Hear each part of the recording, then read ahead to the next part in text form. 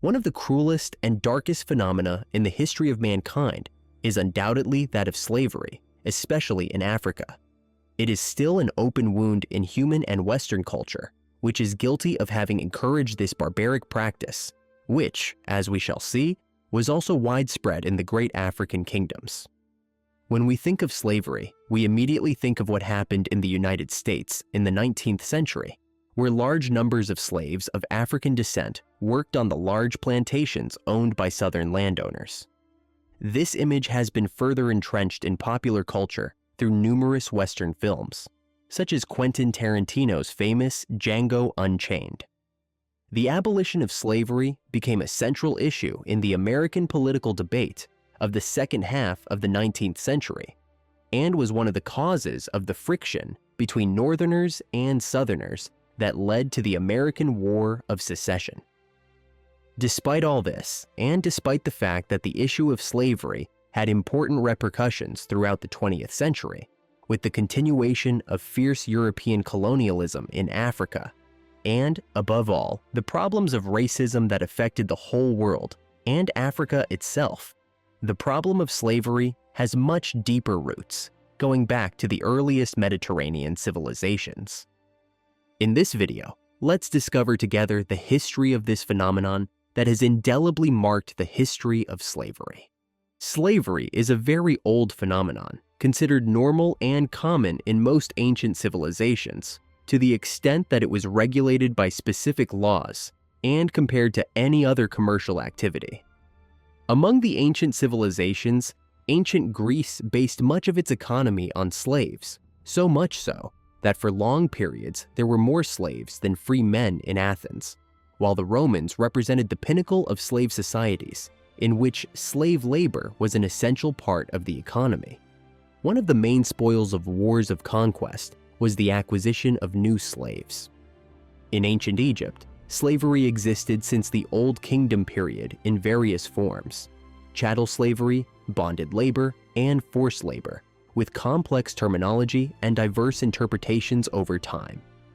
Thus, in addition to a workforce of technicians, architects, engineers, and bricklayers, the construction of great monuments such as the pyramids in Egypt, the Colosseum in Rome, or the Parthenon in Athens, was entrusted to slaves, who suffered inhuman treatment and were forced to work at extremely high wages. Whereas for the Greeks, slavery was a natural right. For the Romans, man was not by nature a slave, but could become one, and so a Roman slave could be freed and become a Roman citizen. The huge scale of this socio-economic phenomenon explains how it was possible in ancient times to cultivate land to feed cities and to build audacious architectural masterpieces, which, despite their simple technology, amaze us today for their size and precision, as well as their beauty. In medieval Europe, Christianity, partly inspired by Stoic thinkers, helped to reduce the importance of slavery in society and the economy. While recognizing its indispensable role, the new moral and religious conscience prevented the employment of slaves baptized into the Christian faith, or the enslavement of enemies who were so at the time of their capture. By the end of the 10th century, slavery had virtually disappeared from most of Europe. Charlemagne, for example, forbade Christians to use other Christians as slaves, though often in vain. Despite this, and despite the Church's strong opposition, slavery was never completely abolished in medieval Europe. While slavery was opposed in Europe and changed under legislative pressure, it remained a widespread reality in many parts of Asia and Africa. For example, between the 14th and 20th centuries, almost a third of the population of Senegambia lived in slavery. This phenomenon was by no means confined to one region. Slavery was widespread in the great empires of Ghana, Mali, Bamana, and Songhai. In the 19th century, for example, half the population of Sierra Leone were slaves, and similar percentages were found among the Douala in Cameroon, the Igbo in Nigeria, and in the Congo and several Angolan kingdoms. Between 1750 and 1900, up to 2/3 of the Fulani population were slaves, and similar figures were recorded among the Swahili and the various ethnic groups of Madagascar. This shows us that slavery was a reality that affected societies and cultures far beyond Europe and the Americas. The earliest form of the slave trade in Africa took place along the Trans-Saharan routes. Black slaves were captured in sub-Saharan Africa and transported north across the desert. Although the origins of this practice are extremely ancient, it was not until the 10th century, with the introduction of dromedaries from Arabia, that it took on the connotations of a true trading network. It is extremely difficult to assess the exact extent of this trade, but according to some estimates, at least 6,000 or 7,000 slaves were transported north across the Sahara each year, for a total of 700,000 to 1 million slaves between the 10th and 11th centuries, not counting those who died during the crossing. Slaves sold in the local markets of the Maghreb were usually assimilated into the family that bought them. Some were destined for military service. Women were destined for harems, or used as sex slaves or concubines. Many of the male slaves were emasculated and then destined for service in harems as eunuchs. An idea of the scale of the Saharan trade can be gleaned from the story of the Moroccan Sultan Moulay Ismail, known as the Bloody, 1672-1727, who commanded an army of 150,000 black slaves, known as the Black Guard, whose loyalty enabled the Sultan to subjugate the entire country. Between the 9th and 10th centuries, with the fall of the Christian kingdoms of Nubia and the acquisition of control over the Indian Ocean, the Arabs were able to establish a flourishing slave trade from Africa across the Indian Ocean to the Middle East and India. In this case, the slaves came mainly from the east coast of Africa. Initially, the trade involved a few thousand slaves a year. As the capacity and speed of the ships used in the slave trade increased, along with the demand for labor from plantations in the east, the number of victims of the slave traders rose proportionally to tens of thousands per year.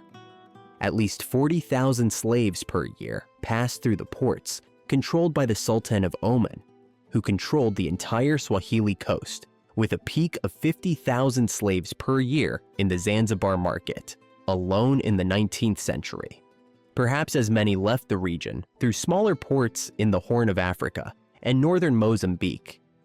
In many cases, Arab slave traders did not carry out the captures directly, but had relationships with local intermediaries, often the ruling kingdoms or tribes of the area.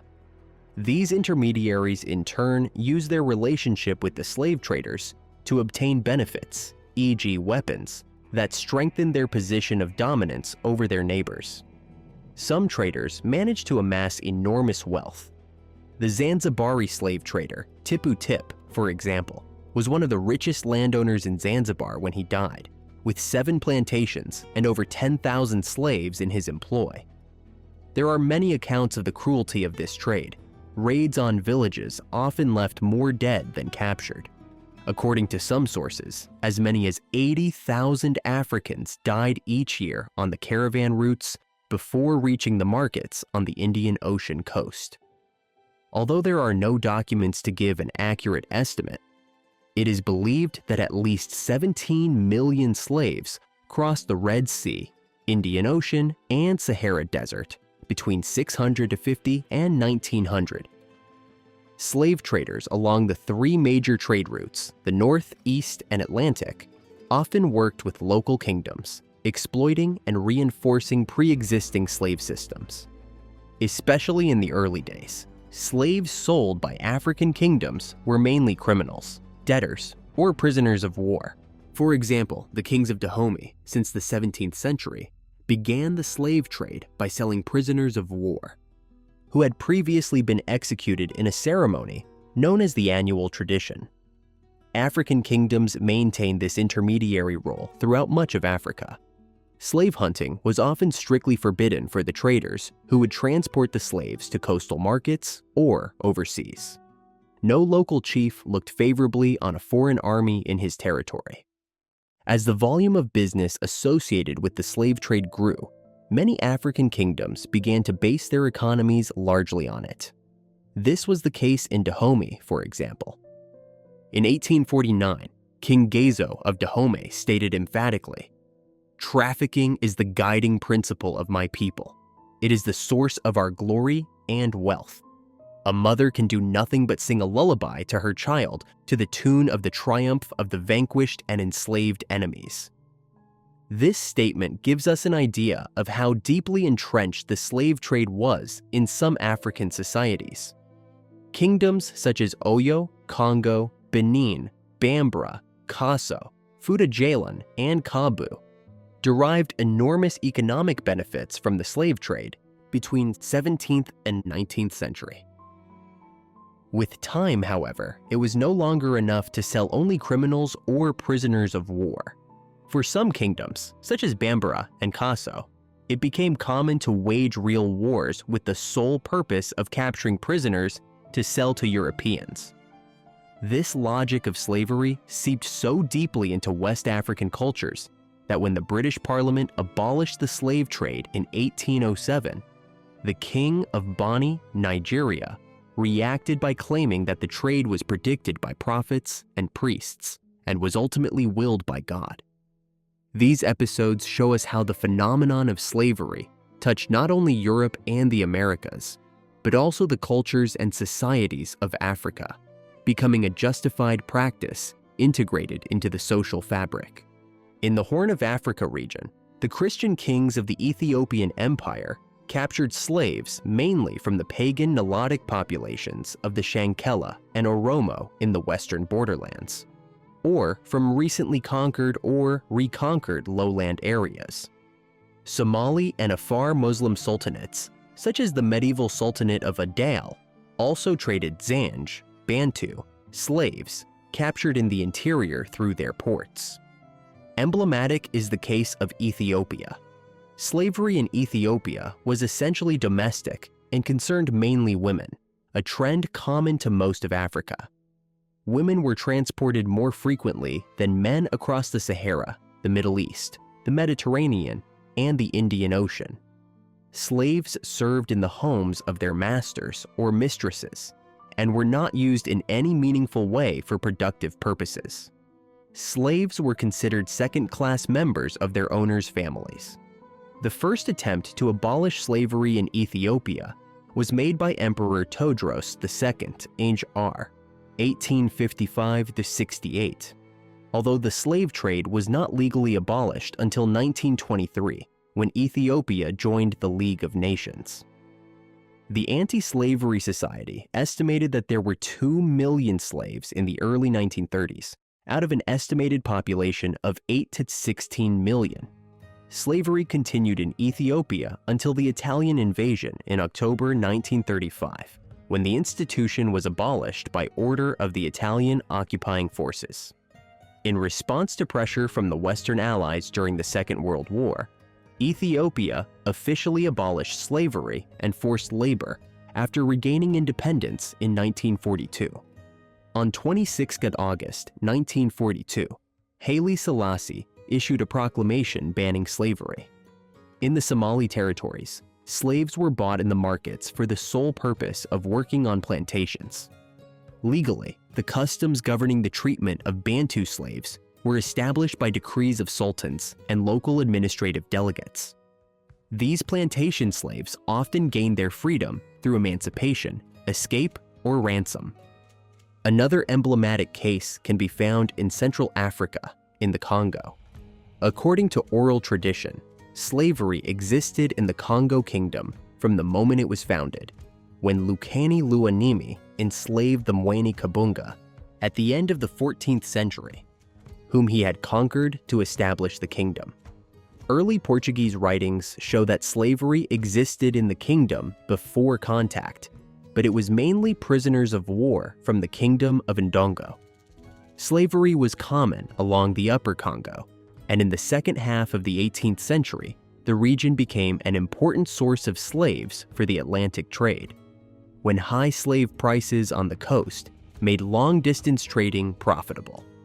When the Atlantic trade ended, the price of slaves fell dramatically, and the regional slave trade grew, dominated by the Bobangi traders. The Bobangi also bought many slaves with the profits from the sale of ivory, which they used to populate their villages. Slaves sold by their own group, usually for undesirable behavior such as adultery, were unlikely to try to escape. The sale of children was also common in times of famine. Captured slaves, however, were more likely to try to escape and had to be moved hundreds of miles from their homes to prevent their escape. The slave trade had a profound effect on this region of Central Africa, completely reshaping many aspects of society. For example, the slave trade helped to create a strong regional trading network for food and handicrafts from small producers along the river. Since a few slaves in a small boat were enough to cover the cost of the journey and still guarantee a profit, traders could fill the free space of the canoes with other goods and transport them over long distances without significantly increasing the price. Although the large and exploitative profits from the brutal slave trade along the Congo River went to a small number of traders, this damaging aspect of the trade brought some limited benefits to local producers and consumers. Senegal was a catalyst for the slave trade, serving as a starting point for migrations and a trading port. The culture of the Gold Coast was based on individual power rather than cultivated land. West Africa developed slavery by analyzing the benefits to the aristocracy and what was best for the region. This type of government used slavery as a political tool to differentiate between jobs and methods of assimilation. Domestic and agricultural work became more important as slaves were seen as political tools for access and status. Slaves often had more wives than their masters, which enhanced the prestige of the owners. Slaves were not all used for the same purposes. European colonizers participated in the trade according to their own economic needs. The difference between the Moorish traders in the desert and the less established Portuguese highlighted the different uses of slaves. With the beginning of the Atlantic slave trade, the demand for slaves in West Africa increased, and many states became slave-centered, while domestic slavery increased dramatically. Hugh Clapperton estimated in 1824 that half the population of Kano were slaves. Near the Gold Coast, many slaves came from the interior of the continent as prisoners of war and were sold as part of a practice called eating land to disperse defeated enemies and prevent them from regrouping. According to Akosua Purby, the main sources of slaves in Ghana between the 15th and 19th centuries were wars, markets, pledges, raids, kidnappings, and tribute, while minor sources included gifts, convictions, community or private agreements. In the Senegambia region, almost a third of the population were slaves between 1300 and 1900. In the early Islamic states of the Western Sahel, such as Ghana, Mali, Ségou, and Songhai, about a third of the population were slaves. In Sierra Leone, about half the population were slaves in the 19th century, as were 3/4 of the Vai. Among the Douala of Cameroon and other peoples of the Lower Niger, the Congo, the Kassanja Kingdom, and the Chokwe of Angola, at least half the population was enslaved in the 19th century. Among the Ashanti and Yoruba, a third of the population were slaves. In Kanem, 1600–1800, about a third of the population were slaves, while in Bornu, 1580–1890, the proportion was about 40%.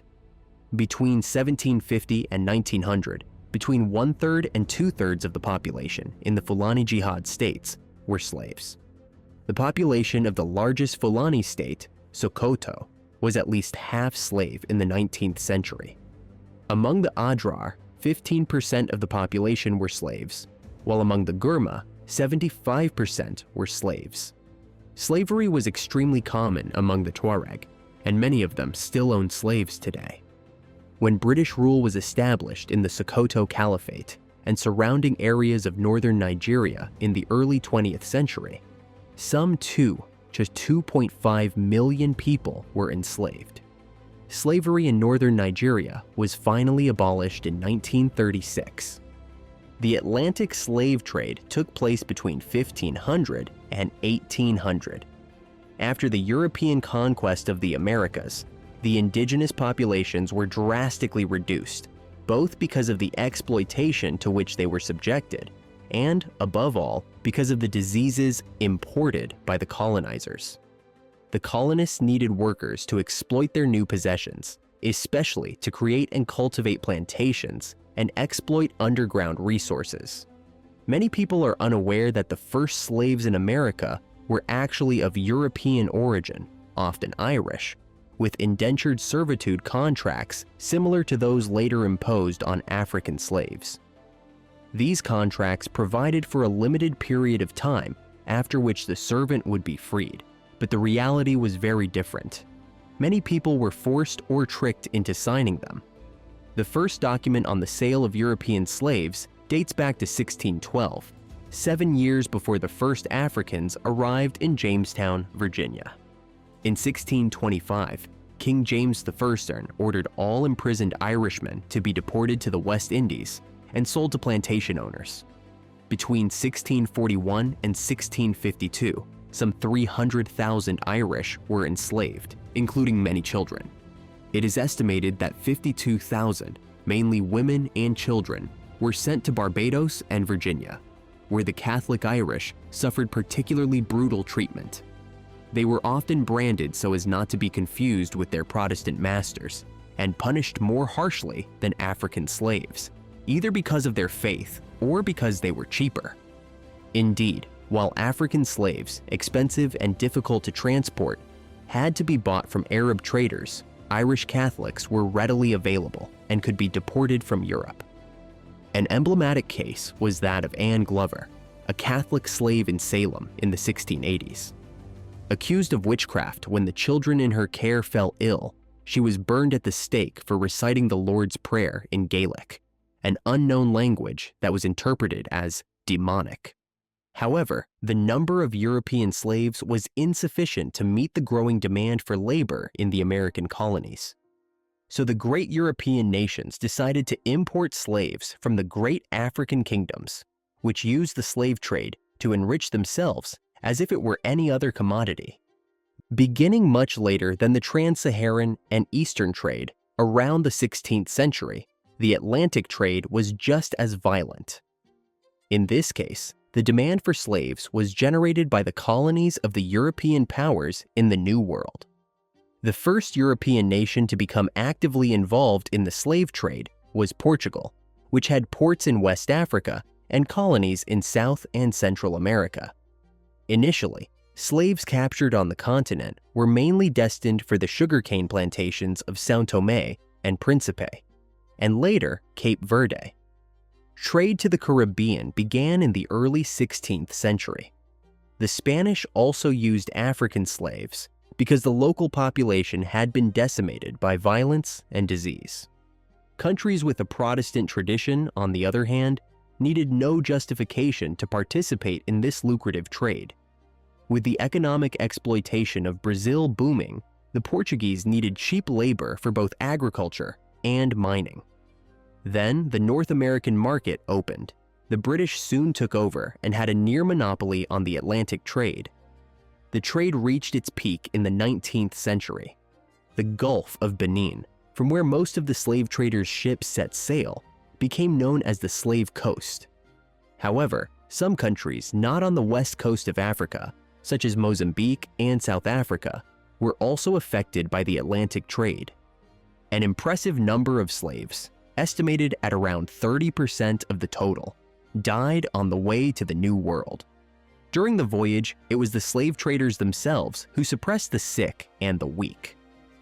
In the 16th and 17th centuries, the European colonial powers, Spain, Portugal, England, France, and the Netherlands, began to establish large-scale settlements in the Americas. Much of the economic benefit was linked to the establishment of plantations, e.g., sugarcane, coffee, and cocoa. As the continent's interior was penetrated, this was supplemented by the prospect of extracting mineral resources from the colonies. In both cases, large amounts of labor were needed. Initially, the Europeans tried to make the indigenous Americans work as slaves as early as Christopher Columbus. But this practice was abandoned, partly because of the high mortality rate of the indigenous population from diseases such as smallpox introduced by the European conquerors. In the Spanish colonies, legislation protected Native Americans from slavery from 1512. At the same time, Europeans came into contact with the African practice of enslaving prisoners of war and the established network of the Arab slave trade across the Sahara. The Kingdom of the Congo and the African states bordering the Gulf of Guinea sold these slaves to Europeans, who in turn deported them to American colonies, initiating across the Atlantic Ocean the largest maritime slave trade in history, and giving rise in the Americas to a plantation economy based on slavery, from the Caribbean to the southern United States. In a context preceding the discovery of the American continent, at a time of Saracen incursions into the Mediterranean, Pope Nicholas V wrote the bull Dum Diversas on 16th June 1452, addressed to the King of Portugal Alfonso V, in which he recognized the Portuguese king's new territorial conquests, authorized him to attack, conquer, and subjugate the Saracens, pagans, and other enemies of the faith, to capture their goods and lands, to reduce the natives to perpetual slavery, and to transfer their lands and properties to the King of Portugal and his successors. This document was used to justify slavery in the Portuguese colonial empire. Later, however, with exclusive reference to the American continent, Pope Paul III's bull Veritas Ipsa of 2nd June 1537 excommunicated all those who enslaved the Indians or deprived them of their property. In this bull, the Pope condemned the slavery thesis, recognized the Native Americans, Christian or not, as human beings, forbade their enslavement, and declared any contract made for this purpose to be null and void. In all, some 12 million slaves crossed the ocean. One study by several researchers suggests a total of 11 million. The Encyclopedia Britannica reports that the forced deportation up to 1867 was between 7 and 10 million. The Encyclopedia of the Middle Passage gives an estimate of between 9 and 15 million. Most contemporary historians estimate the number of African slaves transported to the New World at between 9.4 and 12 million. This was one of the largest deportations in history, second in size only to the Arab trade, which deported between 14 and 17 million slaves from sub-Saharan Africa, and resulted in the population of African descent outnumbering both indigenous peoples and European settlers in some regions of the Americas. European powers, such as Portugal, the United Kingdom, Spain, France, the Netherlands, Denmark, and Sweden, merchants from Brazil and North America, and African states, such as the kingdoms of Benin, Dahomey, Ashanti, Oyo, and Congo, fueled the trade. During the 18th century, it is estimated that more than 6 million people of African descent were transported across the Atlantic, of which the United Kingdom was responsible for almost 2.5 million. Overall, between the 16th and 19th centuries, almost half of the slaves were deported by the Portuguese and Brazilians, a quarter by the British, and a tenth by the French. The total number of Africans who died as a direct result of the Atlantic crossing has been estimated at 2 million. A larger tally of Africans who died as a result of slavery between 1500 and 1900 suggests that the figure rises to 4 million. Other researchers suggest a total of 10 million, of which probably 6 million were due to raids or wars aimed at capturing men and women for the slave traders. The passage of slaves across the Atlantic from the west coast of Africa to the New World is known in the Anglo-Saxon world as the Middle Passage, literally stretch, or Middle Passage. In fact, it was the middle leg of the voyage that ships made after leaving Europe, carrying commercial products, cloth, alcohol, pearls, special shells, metal artifacts, firearms, that were used as bargaining chips to buy slaves to be taken to the Americas, from where the ships departed again, laden with raw materials, and, above all, products grown on plantations by the slaves themselves. In this way, the so-called triangular trade was completed. Slave ships generally followed a triangular route from Europe to Africa, carrying goods that could be used as currency to buy slaves, from Africa to the Americas in order to deport the men they had bought, from the Americas to Europe after loading up with raw materials of a mining or agricultural nature. The Atlantic crossing with slaves took between 1 and 6 months, depending on weather conditions. A significant proportion of the deportees died during the voyage, which took place in terrible conditions. The slaves were tied together, given little water and food, and constantly threatened with death by the slave traders. Rebellions were common, 1 in 10 ships on average, but they always ended tragically, with the rebels being killed. The journey of the slaves began in the interior of Africa, where slave traders captured or bought the natives from simple captives or African monarchs who had enslaved them as punishment or in the course of local wars. They would begin the journey on foot, sometimes by canoe, to the coast. During the march, known as a coffle, from the name of the tree trunks to which they were tied in groups of 30 or 40, they were forced to carry items such as parcels, bundles of elephant tusks, maize, furs, or water-filled wineskins on their heads. The forced transfer to the coast could last several days or weeks. Once on the coast, they were held in forts or huts called barracoons, where they would spend many days or weeks waiting for ships to cross. Traffickers from the Americas, the Caribbean, or Europe would then load the slaves onto the ships. The crossing could take from 1 to 6 months, depending on weather conditions. Over the centuries, however, it became shorter. While at the beginning of the 16th century, it took several months.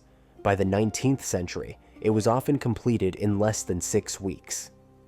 Slave ships typically carried several hundred slaves, with a crew of about 30 people. Double the crew of normal ships to control possible revolts. On average, 1 in 10 ships revolted. Male prisoners were chained together in pairs to save space. The right leg of one man was tied to the left leg of the next.